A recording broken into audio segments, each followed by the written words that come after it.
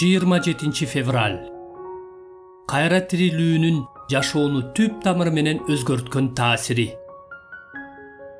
Эгерде Исага ушул жашоодо гана үмүттөнүп жатсак, анда биз эң бактысыз адамдарбыз. 1-Корунтуктар 15-бөлүм 19-аят. Саат сайын кооптуу жагдайларга кабылган, күн сайын өлүмгө баш байлаган жана жырткычтар менен күрөшкөн Павыл өзү өлгөндөрдөн тирилбей турган болсо, анда өз жашоосун Исанын артынан ээрчүүгө бекер короткон акылсыз жана байкуш адам болмок экенин айтат. Эгерде өлүмдөн кийин жашоо жок болсо, анда ичип жейли, баары бир өлөбүз да, дейт Павыл. 1-Корунтуктар 15-бөлүм 32-аят. Бул кайра тирилүү болбосо, баарыбыз жатып ичер жана аракеч бололу. Башкача айтканда, бузукулукка ашыра берилип кетели дегенди билдирбейт. Кайра тирилүү болобу же жокпу, аракечтик өзү да адамды байкуш кылат. Павылдын айтайын дегени бул: эгерде кайра тирилүү жок болсо, жашоонун маңызы чектен өтө чыкпай эле орточо жашоодон болушунча рахат алып жашоо, болушунча ыңгайлуу жашоо издөө. Бирок Павыл андай жашоону тандабайт. Ал азап чегүүнү тандайт, себеби ал тил алчаактыкты тандаган. Павыл Дамаскка бара жаткан жолдо Машаякка жолуккандан кийин Анания деген киши ага келип, Иса Теңирдин сөзүн айткан. Менин ысымым үчүн канчалык азап чегүүсү керек экендигин мен ага көргөзөмүн. Элчилердин иштери 9-бөлүм 16-аят. Павыл ушундай азап чегүүнү өзүнүн кызматынын бир бөлүгү катары кабыл алган. Павыл кандайча ушундай нерсеге жөндөмдүү болгон. Ага толук жана азап тозокко кабылса да, баш ийгенге эмне күч берген? Жоопту 1-Корунтуктар 15-бөлүм 20-аяттан тапсак болот. Бирок Машаяк өлгөндөрдүн арасынан биринчи болуп тирилди.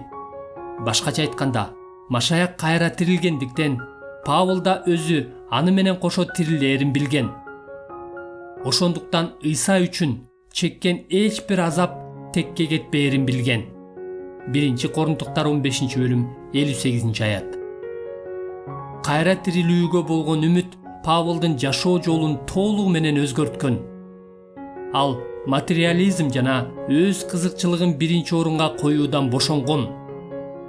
Мындай үмүт ага бүгүнкү күндө көп адамдар кадыресе нерсе катары көргөн ыңгайлуу жана жыргал жашоодон баш тартканга күч берген.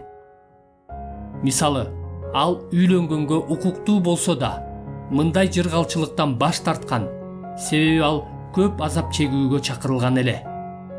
1-Корунтуктар 9-бөлүм 5-аят. Иса кайра тирилүүгө болгон үмүт биздин жүрүм турумубузду ушундай өзгөртүшү керектигин айткан. Мисалы, ал бизди үйүбүзгө бул жашоодо биздин жакшылыгыбызды кайтарып бере албай турган конокторду чакырганга үндөгөн. Мындай ишке ниетти кантип тапсак болот? Жооп кайра тирилүүгө болгон үмүттөн. Анткени сенин тиешең адил адамдар тирилгенде берилет. Лука 14-бөлүм 14-аят.